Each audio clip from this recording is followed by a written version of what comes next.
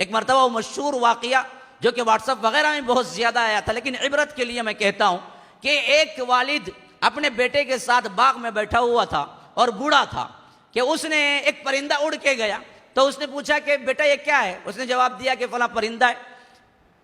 باپ تو کم سنائی دیتا ہے، کمزور ہو گیا اور ذہن میں بھی کیا ہے، بیٹھتی نہیں ہے بات۔ تو تھوڑی دیر گزری اور اس کے بعد پھر کہا کہ بیٹا یہ کیا ہے؟ تو بڑا کیا ہے بدصورتی کے انداز میں کہا کہ پہلے ہی بتایا نہیں تھا یہ پرندہ ہے۔ اب پھر تھوڑی دیر گزری تو پھر وہ پرندہ یہاں سے وہاں اڑا، تو باپ نے پوچھا کہ یہ کیا ہے؟ کہا کہ کتنے بار بتاؤں، 3 مرتبہ بتا چکا ہوں۔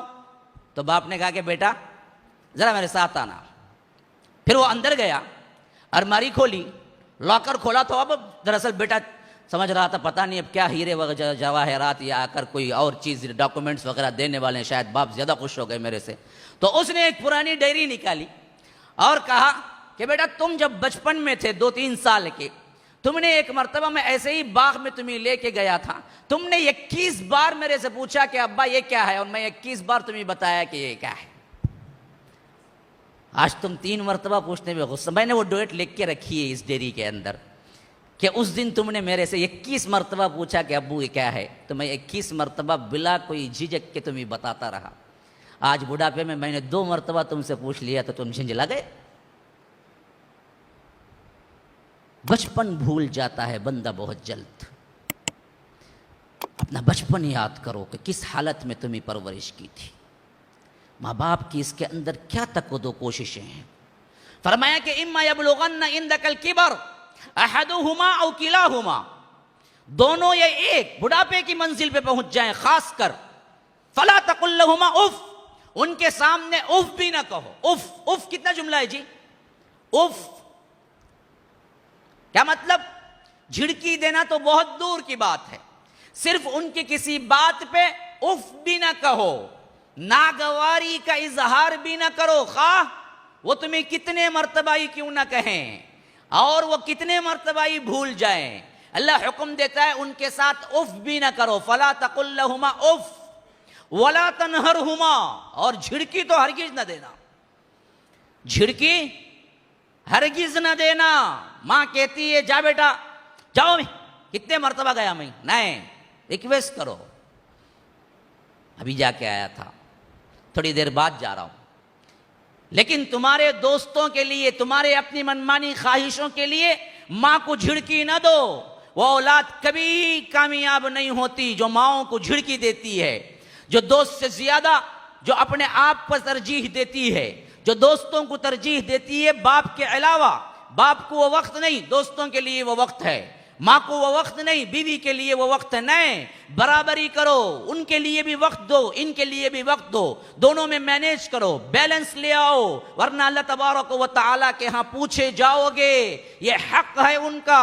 فرمایا کہ ولا تقل لہما اف، اف بھی نہ کہو، ولا تنہرہما، جھڑکی تو ہرگز نہ دینا، وقل لہما قولا کریما، جب بھی بولنا ہے بڑے ہی اپنائیت کے ساتھ، قولاً کریماً، اچھا میٹھا بول بولو ان کے ساتھ، منہ میٹھا، کڑوا کسیلا نہ۔